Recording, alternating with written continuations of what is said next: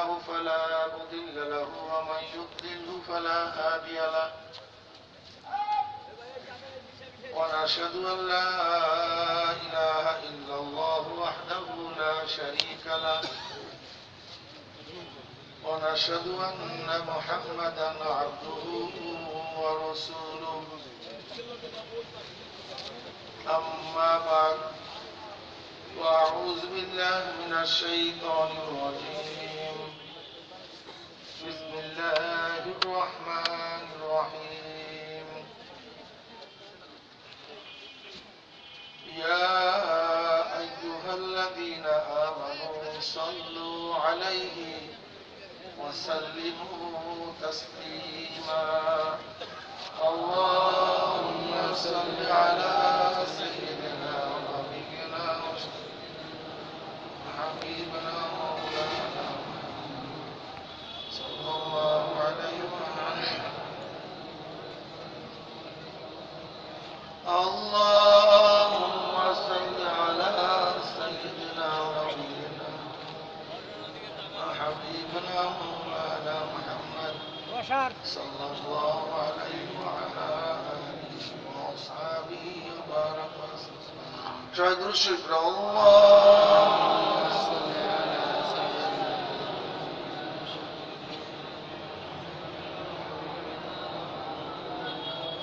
صلى الله عليه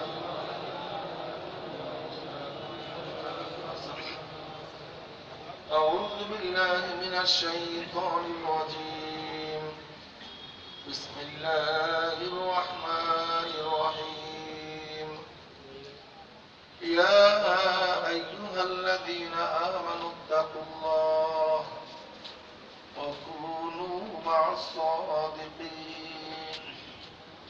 صدق الله مولانا العظيم وصدق رسول النبي الكريم الله قدر بندا জনাব মুহাম্মদ রাসূলুল্লাহ সাল্লাল্লাহু আলাইহি ওয়াসাল্লামের উম্মতগণ আল্লাহ পাক রব্বুল আলামিন আপনাকে আমাকে এই ফিতনা ফাসাদের জমানায় যখন তাম দুনিয়ার থেকে ইসলাম মুসলমানদেরকে মিটিয়ে দেওয়ার ষড়যন্ত্র চলতেছে তাম দুনিয়ার মধ্যে ইসলাম মুসলমান থাকবে কি থাকবে না এই প্রশ্নের সৃষ্টি হয়েছে যে জমানায় মানুষ নেকের কাজ ছাড়তেছে গুনার কাজ ধরতেছে শুধু গুনার কাজ ধরি না বরং গুনার কাজে প্রতিযোগিতা শুরু করছে কে কার আগে জাহান্নামে যাবে সবাই বলি নাউযুবিল্লাহ যে জমানায় মানুষ নেকের কাজে আশ্চর্য হয় গুনার কাজে স্বাভাবিক থাকে যে জমানায় নামধারী মুসলমান ইসলামের সবচেয়ে বড় দুশমন হয়ে গেছে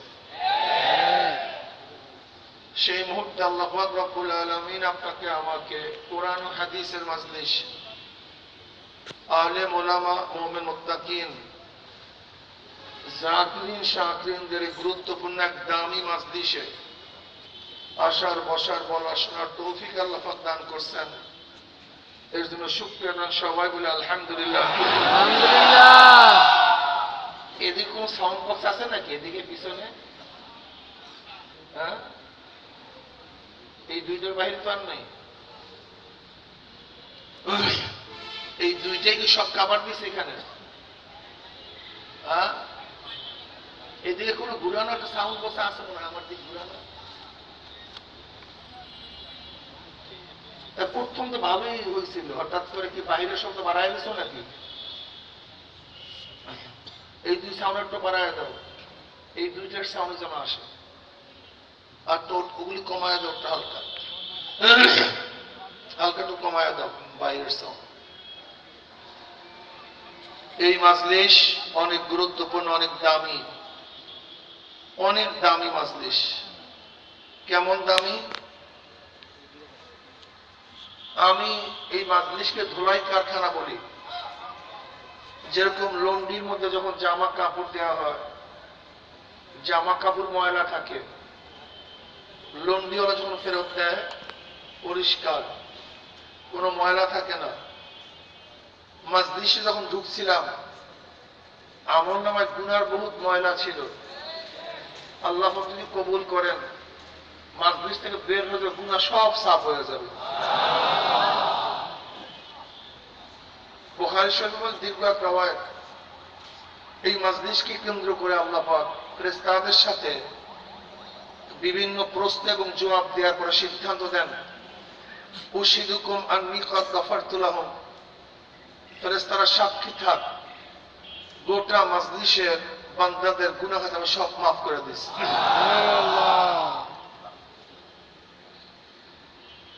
এই মাজলিস অনেক গুরুত্বপূর্ণ, অনেক দামি। আমাদের শায়খ ও মুর্শিদ নব্বর আল্লাহু মারকাদাহুরা বলতেন, বাবা কোন ব্যক্তি হক্কানি উলামায়ে কেরামের বয়ান শোনার জন্য বাড়ি থেকে রওনা করে, বয়ান শেষে আখিরি মোনাজাত দিয়ে বাড়িতে চলে যায়, তার আমলনামায় 50 লক্ষ নেকের কম লেখাই হতে পারে না। আল্লাহু যুদাইফু লিমান ইয়াশা, আল্লাহ পাক রব্বুল আলামিন ইচ্ছা করলে 50 লক্ষ কেন 50 কোটি নেক দিয়ে দিতে পারেন। নেক দেওয়ার মালিক কে? আল্লাহ। কাজে মাওলার কাছে দোয়া করি, মাওলা হে, যেহেতু মাহফিলে নিয়েই আসছো, আমাদের খালি আমলনামাকে নেকের দ্বারা পূর্ণ না করিয়া কাউকে এখান থেকে বিদায় দিও না।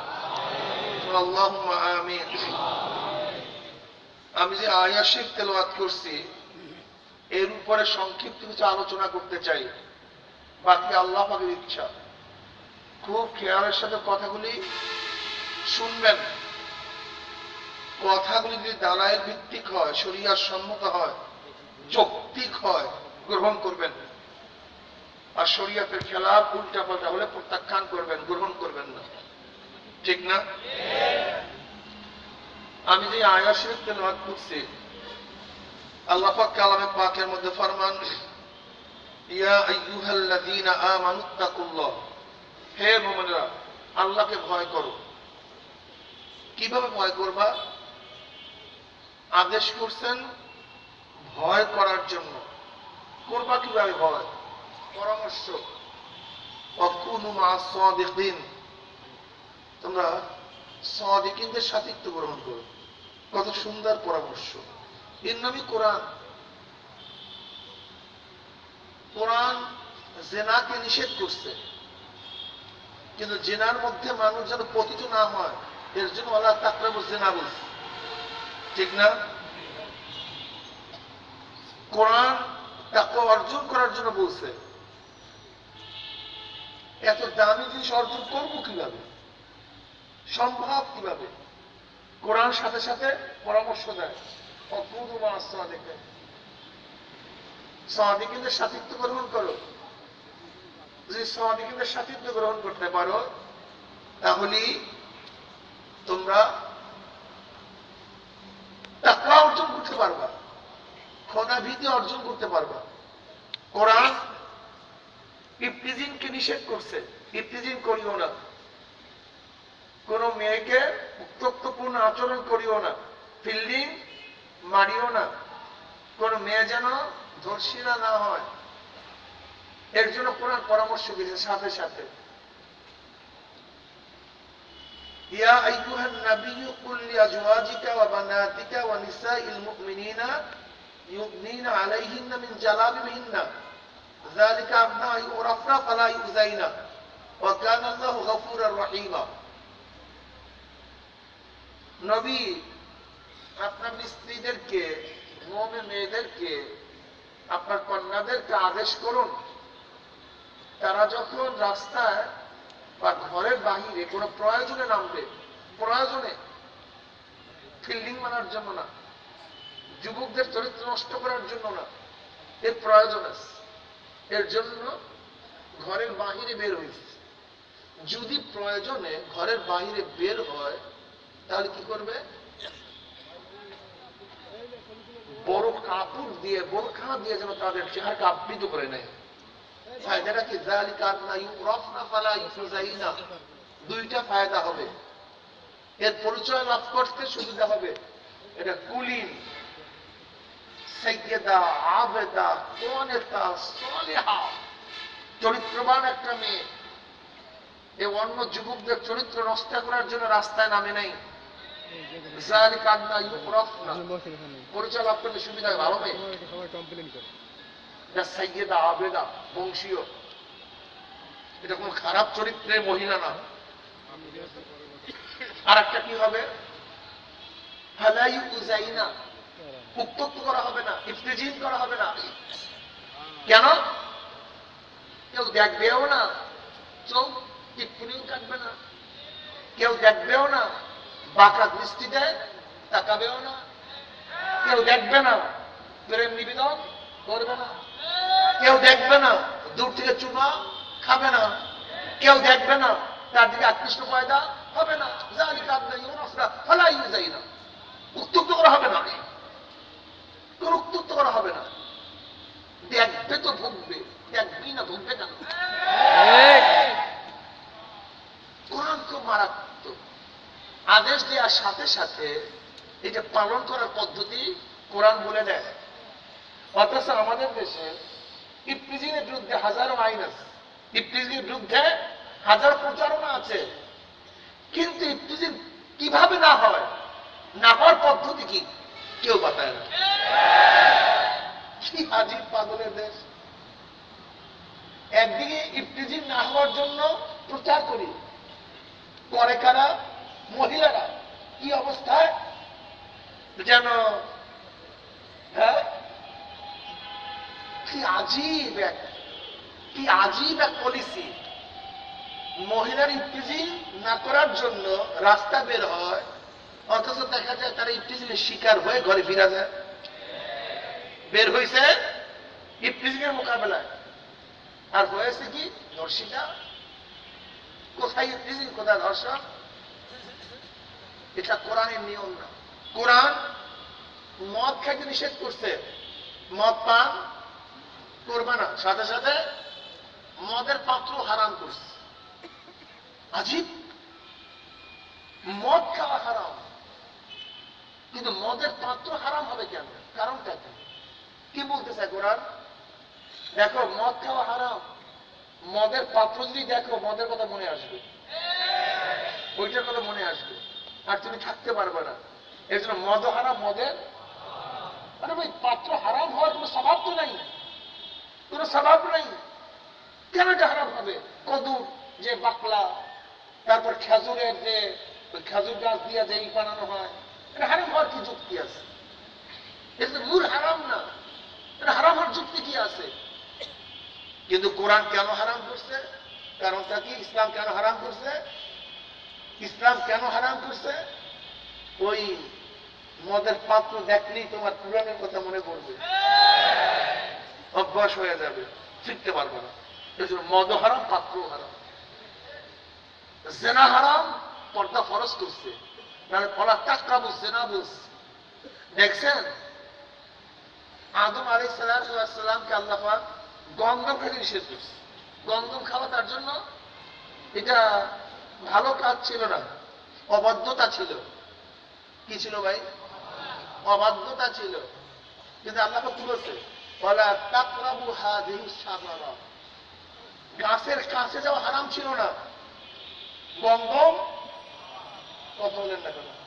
গন্ধম খাওয়াটা তার জন্য বৈধ ছিল না, কিন্তু গাছের কাছে যাওয়া বৈধ ছিল। কিন্তু আল্লাহ কি বলছেন? ওয়ালা তাকরাবু হাযিহি শাজারা, এই গাছের কাছেও যাও না। কেন? গাছের কাছে যদি যাও তাহলে খেয়ে ফেলবো। ঠিক আছে, আগের থেকে তোমাকে সতর্ক থাকতে হবে। ওয়ালা তাকরাবু জিনা বলছে, জিনার কাছেও যাও না। জিনার কাছে যাওয়া হারাম না, কাছে ওয়াকি হওয়া হারাম। লেকিন কেন বলছেন? আল্লাহ পাক আমাদেরকে সৃষ্টি করেছেন, আল্লাহ পাক জানেন যে কতদূর পর্যন্ত তোর ক্ষমতা আছে। সীমারেখার রেড মার্কের বাইরে চলে যাবি, তুই হাজার চেষ্টা করলে ফিরতে পারবি না। দেখেন, মানুষের আকল, বিবেক, এই বিবেকের দ্বারা আমি কথা বলি, বিবেকের দ্বারা আমি আমার কাজের সিদ্ধান্ত গ্রহণ করি। যদি বিবেক আউট হয়ে যায়, আচ্ছা, মদ্যপায়ী মানুষ সিদ্ধান্ত নিতে পারে না কেন? কারণটা কি? যখন মানুষ রাগ ধরে সিদ্ধান্ত নিতে পারে না কেন? আমাকে বলেন তো। সে তো মানুষ, সবই তো ঠিক। আখারে আকমাল, তুই কোথা থেকে এই মাইক নিয়ে আসছিস? আজীব। নিজেদের পোলাপানগুলি এত চালাক হয়, যতবার সুন্দর মতো বুঝাই দেই কোনোদিন ওরা ঠিক করে না। সব চালাক, এক্সের চালাক। নিজেদের পোলাপানগুলি এত চালাক হয়, আমি আমার নিয়ম দেখাইয়া দেই, পদ্ধতি দেখাইয়া দেই, সব দেখাইয়া দেই, এরপরও ওরা নিজেদের চালাকি করবে। সব ব্যাস সাউন্ড চলে আসছে, কথাই বলতে পারতেছি না কষ্টে।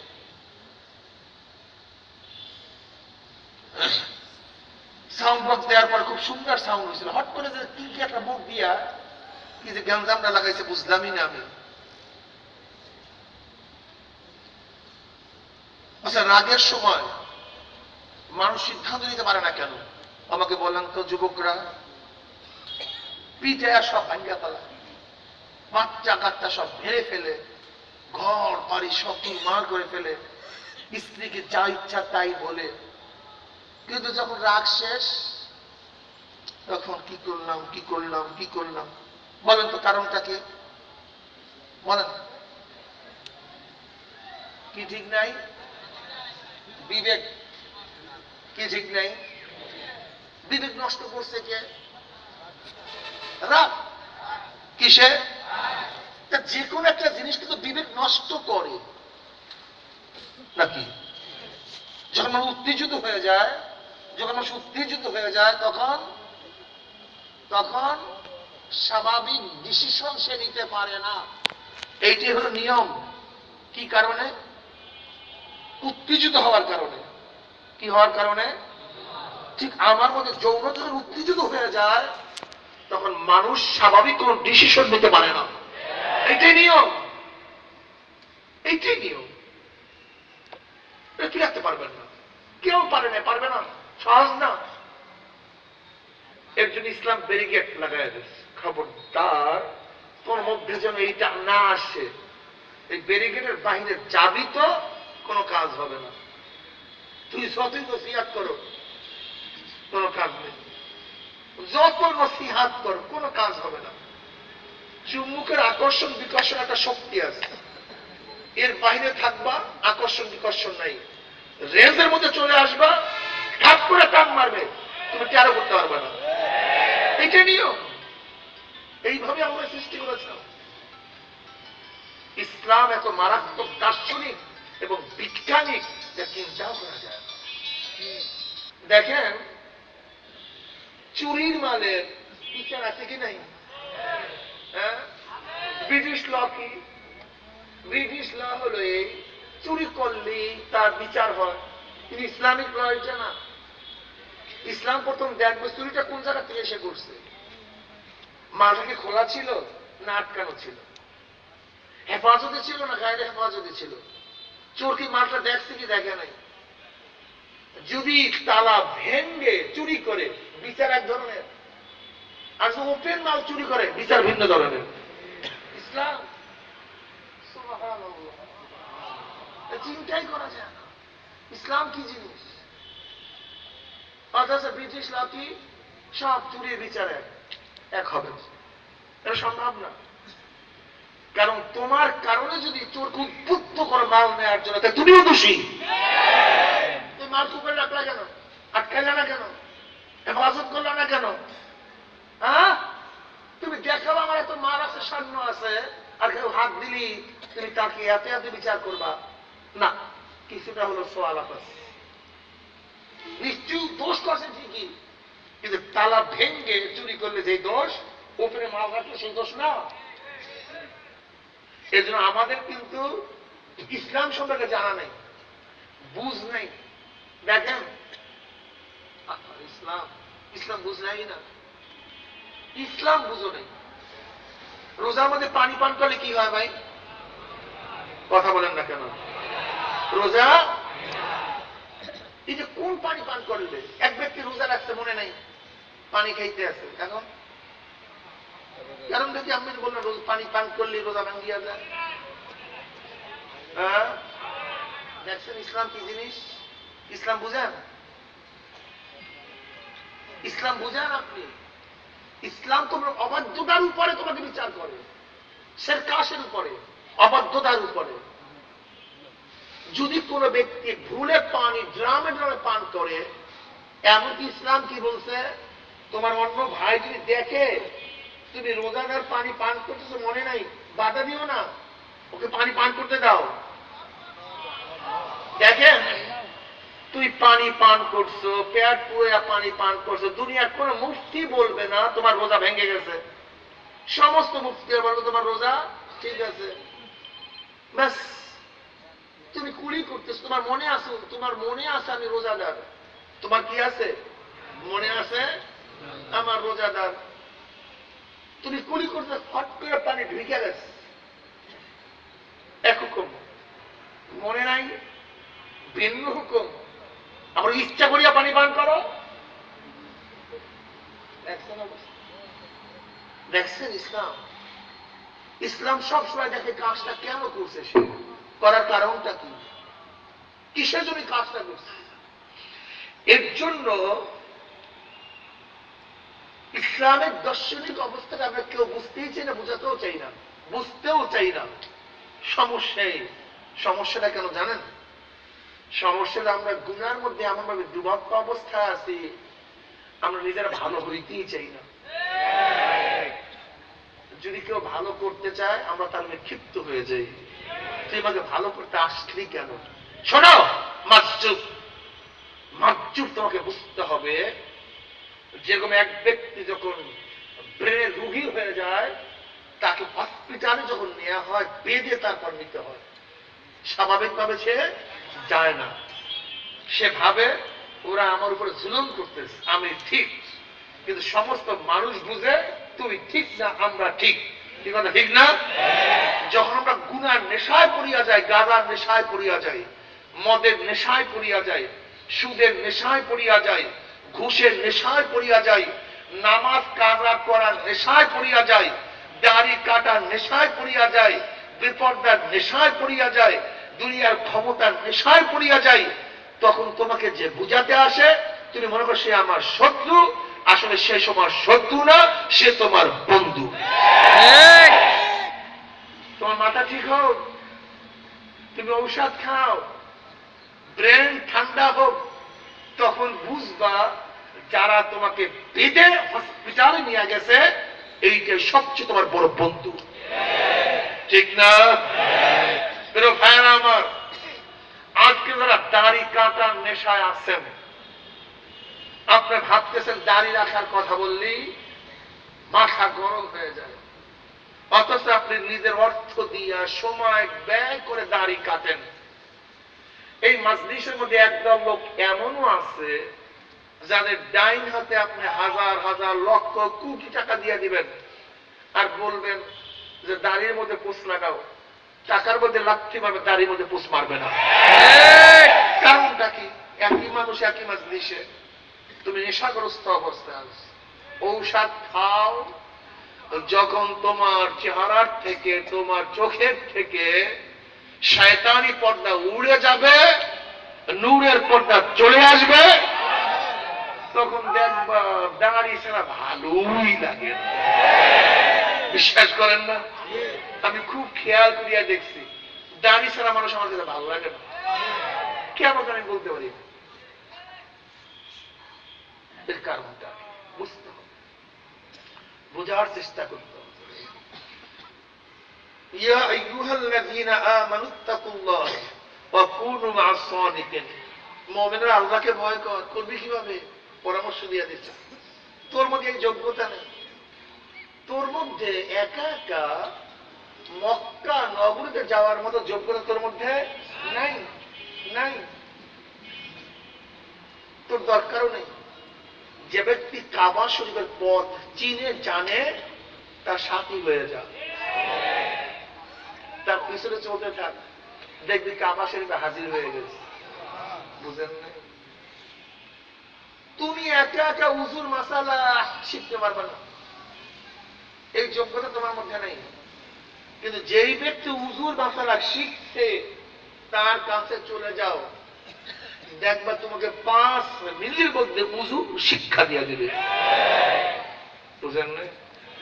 গোটা নামাজের মাসালা কোরআন ও হাদিস থেকে মন্থর করে বের করার ক্ষমতা তোমার মধ্যে নেই, দরকারও নেই।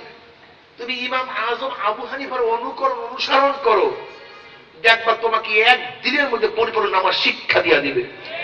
তোমার দরকার নেই তো, তাকওয়া অর্জন করার ক্ষমতা তোমার মধ্যে নেই। কিন্তু যার মধ্যে তাকওয়া আছে, এরকম সাদিকিন সালিহিনদের সাথিত্ব গ্রহণ করো, দেখবা তোমার মধ্যে তাকওয়া চলে আসবে। ও কোনো মাসাদিক, আল্লাহ তুমি আমাদের সবাইকে কবুল করো। কিরে দোস্ত, তুই না 1 মাস আগেও টুপি পরতি না, এখন দেখি টুপি সাহস না, ঘটনা কি? তোলে ভাই, একজন টুপিওয়ালার সাথে থাকতে থাকতে তার টুপি আমার মাথায় উঠিয়া গেছে। কিরে দোস্ত, তুই কোনদিন গাঁজা সেবন করতি না? বলে দোস্ত আর বলিস না, ওই যে ওই রেন্টুর সাথে কয়েকদিন ঘুরতে ঘুরতে ফট করে আমাকে বলছে একটা টান দে, টান দিতে আমি তো অভ্যস্ত হয়ে গেছি। কি দোষ, তোর তো মুখে দাড়ি ছিল না, দাড়ি রাখলে কোথার থেকে? কলে এই বছর সরমরাই যাওয়ার সময় আমার কিছু বন্ধু আমাকে ধৈর্য সরমরাই নিয়ে গেছে। ব্যাস দেখি সবাই দাড়িওয়ালা, বয়ানও শুনছি দাড়ি, ভালোই লাগছে, চিন্তা করলাম আর কি বহুত তো কাটলাম, এবার দেখি রাখিয়া কেমন দেখে। এতদিন তো কাটিয়ে দেখছি কেমন দেখে, এখন দেখি রাখিয়া কেমন দেখায়। রাখিয়া বলে এখন কাট, দোস্ত জীবন যাইতে পারে, দাড়ির মধ্যে আর পোষ দেবো না দোস্ত, জীবন যাইতে পারে।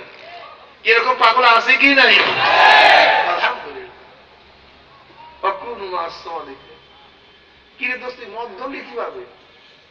আর কোশ না, কিন্তু ও কি আমাকে কি করলো, একটু একটু খাইতে খাইতে এখন এমন অভ্যস্ত হয়ে গেছে, এখন ভূত হয়ে পড়িয়া থাকি, মশা তো থাকতেই পারি না, ঠিক না? কিরে দোস্ত, লম্বা জামা ধরলি কোথার থেকে? বলে একজন লম্বা জামাওয়ালার সাথে থাকতে থাকতে তার লম্বা জামা আমার গায়ে শোভা পাইতে আছে। কিরে দোস্ত, নামাজ ধরলি কিভাবে? বলে একজন নামাজির সাথে থাকতে থাকতে আমিও নামাজি হয়ে গেছি। বুঝেন নাই? সোহবাত সবচেয়ে দামি, এর চেয়ে দামি কোন জিনিস নেই। সোহবাত থেকে সাহাবীরা তো দামি হওয়ার কারণটা কি? বেশি নামাজ পড়ার কারণে না, বেশি রোজা রাখার কারণে না, বেশি ইবাদত করার কারণে না, তাদের চেয়ে অনেক তাবিঈনরা বহুত ইবাদত করছে, অনেক করছে। এই কারণে সাহাবীরা দামি হয় নাই, বরং আমার নবীর সোহবাতে থাকার কারণে তারাও দামি হয়ে গেছে। দেখেন, মাইনুদ্দিন চিশতি রাহমাতুল্লাহ আলাইহি সোহবাতে থাকার কারণে এই পাক ভারত উপমহাদেশে মাইনুদ্দিন চিশতি রাহমাতুল্লাহ আলাইহি কলেমার দাওয়াত দিয়েছেন প্রথম। তার একার কারণে 1 কোটির উপরে হিন্দু মুসলমান হয়ে গেছে, তার সোহবাতে যাওয়ার কারণে। মাইনুদ্দিন চিশতি রাহমাতুল্লাহ আলাইহি সোহবাতে যাওয়ার কারণে তার চেহারা দেখিয়া হাজারো মানুষ কলেমা পড়ছে। রাজা পৃথ্বীরাজ মাইনুদ্দিন চিশতি রাহমাতুল্লাহ আলাইহিকে ধ্বংস করার জন্য হাজারো চেষ্টা করছে। মাইনুদ্দিন চিশতি রাহমাতুল্লাহ আলাইহির কারামতের কারণে সত্যনাশ হয়ে কলেমার ঝান্ডা সেখানে উত্থায়ন হয়ে গেছে। কিভাবে? মাইনুদ্দিন চিশতি রাহমাতুল্লাহ আলাইহি তার আস্তানা থেকে নামায় দিছে। মাইনুদ্দিন চিশতি রাহমাতুল্লাহ আলাইহি উট রাখালের এক আস্তাবালের মধ্যে দিয়ে আশ্রয় গ্রহণ করছে।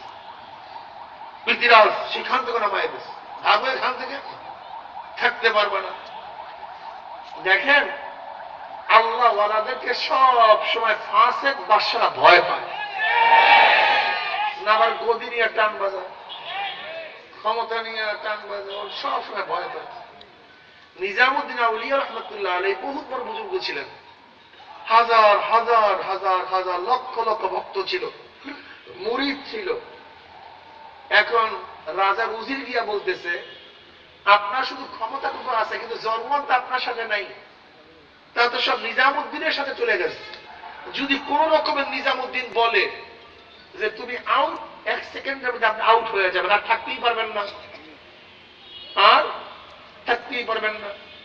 নিজামুদ্দিন আউলিয়া রহমতুল্লাহ আলাইহি দরবারে মেহমানদের জন্য বহুত খানা পাকানো হইত। সমস্ত সাগরেদরা খানা নিয়ে আসতো, চাল ডাল নিয়ে আসতো, তা দিয়ে মেহমানদারি করানো হইত। রাজা ঘোষণা দিয়ে দিছে, খবরদার নিজামউদ্দিন আউলিয়ার দরবারের মধ্যে কেউ কিছু নিতে পারবে না, সব বন্ধ। যদি কেউ নাও তাকে বিচার করা হবে। রাজার ফরমান।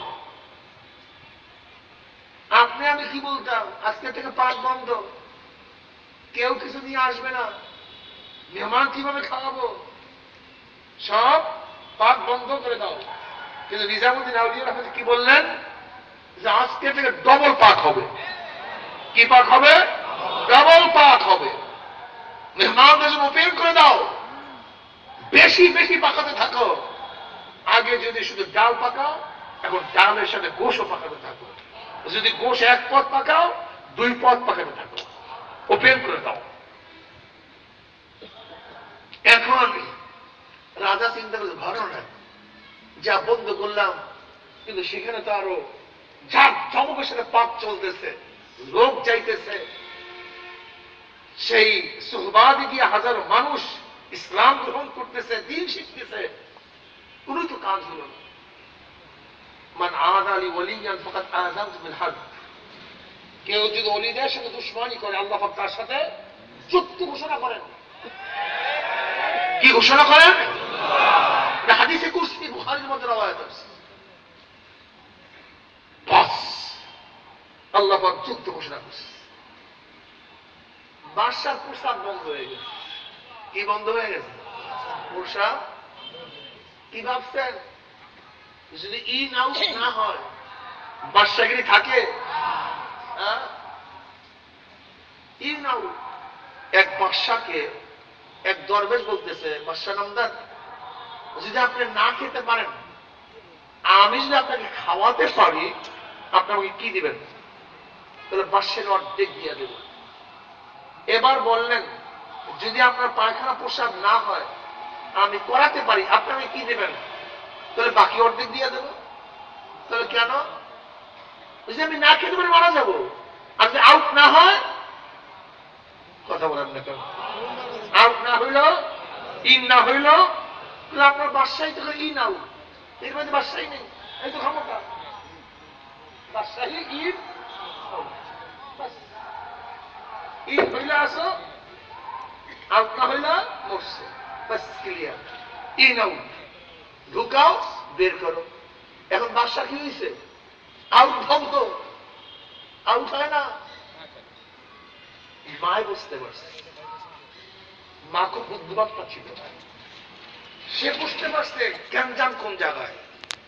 যত শহরে বড় বড় ডাক্তার সব নিয়ে আসছে, লেকিন প্রসাব জারি না, প্রসাব বন্ধ। প্রসাব কি কি বুঝেন? বাদশাহ গেছে তাল্লার মধ্যে উঠা নিয়ে, প্রসাব বন্ধ হলো, উঠতে নিয়ে। কিসের বাদশাহ আপনি দেখেন নাই?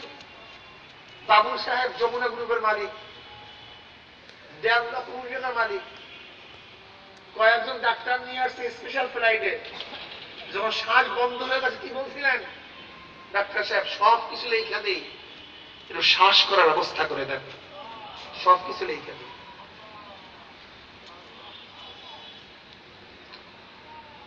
মা বুঝতে পারছে গ্যাঞ্জাম কোন জায়গায়। এবার মা নিজামউদ্দিন আউলিয়া রহমাতুল্লাহ আয়েশা বলতেছে, মাপ চাইতেছি, ক্ষমা চাইতেছি, আমার ছেলের প্রসাব হয় না, একটু প্রসাব করার ব্যবস্থা করে দেন। হ্যাঁ আছে, ব্যবস্থা আছে, ব্যবস্থা, কিন্তু শর্ত আছে, শর্ত ছাড়া হবে। প্রসাব করার ব্যবস্থা ঠিকই আছে, কিন্তু কি আছে ভাই? শর্ত ছাড়া হবে না। তাহলে কি শর্ত? আমাকে বাদশাহী দিয়ে দিতে হবে।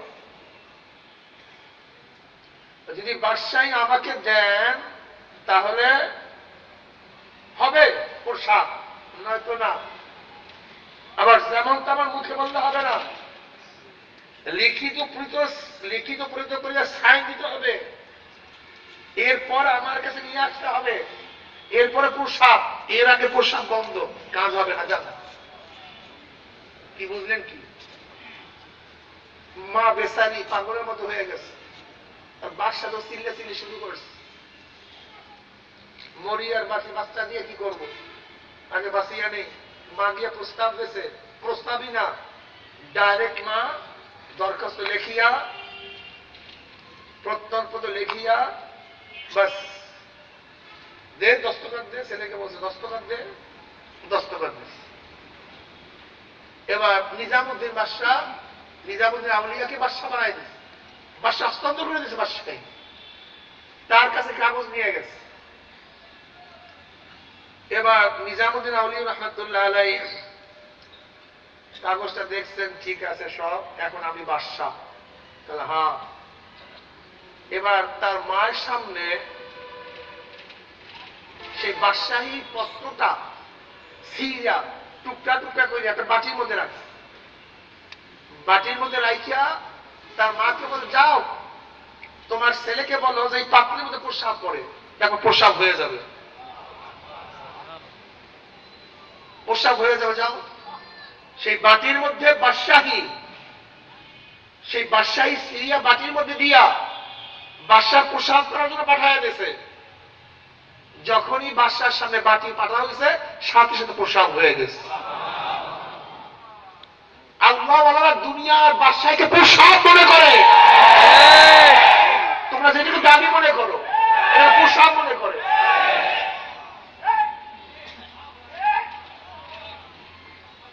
তোমরা যেটা নিয়ে পাগল হয়ে গেছো, এটা আল্লাহর প্রসাদ মনে করে। এই মাইনুদ্দিন চিশতি রহমতুল্লাহ আলাইহি ওই পৃথিবীরাজ এরকম ভয় পাইছিল, অবস্থা কেরাসি, অবস্থা খারাপ, লড়াও একে উঠে রাস্তা বলে গিয়ে পালাইছে, সেখান থেকে ভাগাইয়া দিয়েছে। ভোরে এখন আর উঠ শোয়ার থেকে উঠে, এই মাইনুদ্দিন চিশতি রহমতুল্লাহ আলাইহির ঘটনা। এখন আর উঠ শোয়ার থেকে শোয়া হয়ে গেছে। রাখালরা বুঝতে পারছে ঘটনা কোন জায়গায় ঘটছে, আসল জায়গায় ঘটনা, এ উঠ উঠানো যাবে না। দৌড়ে দরবেশের খোঁজে গেছে, দরবেশের খোঁজে গেছে, কোথায় দরবেশ? মাইনুদ্দিন চিশতি রহমতুল্লাহ আলাইহি তো গাছের নিচে বসিয়ে মাওলাদের মধ্যে মগ্ন করে, দরবেশ সাহেব উঠ তো সব শোয়া, আপনার না উঠাইলে উঠান, উঠবে না, কি করা যায়? তাহলে ভালো বুদ্ধি আছে, উঠ উঠবে সব। তাহলে কি বুদ্ধি?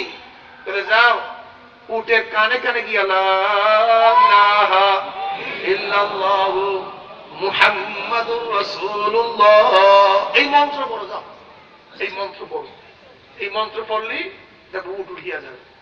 এবার রাখালরা গিয়া যে উটের কানের মধ্যেই লা ইলাহা ইল্লাল্লাহ মুহাম্মাদুর রাসূলুল্লাহ মন্ত্র পড়ে, উট আর সাথে সাথে রাখালো মুসলমান হয়ে যায়। আজীব মন্ত্র, আজীব এক মন্ত্র। যে ছিল জাহান্নামী, লা ইলাহা ইল্লাল্লাহ মুহাম্মাদুর রাসূলুল্লাহ পড়ার সাথে সাথে জান্নাতি। যে ছিল ওয়াজিবুল কতল, লা ইলাহা ইল্লাল্লাহ মুহাম্মাদুর রাসূলুল্লাহ পড়ার সাথে সাথে তার জান কতল করা সম্পূর্ণ হারাম হয়ে যায়, হারাম হয়ে যায়। এত মারাত্মক লা ইলাহা ইল্লাল্লাহু মুহাম্মাদুর রাসূলুল্লাহ। জীবন বড় শিরকি করছে, কুফরি করছে, হাজারো গুনাহ করছে। শিরকের চেয়ে বড় গুনাহ নেই, কুফরের চেয়ে বড় গুনাহ নেই।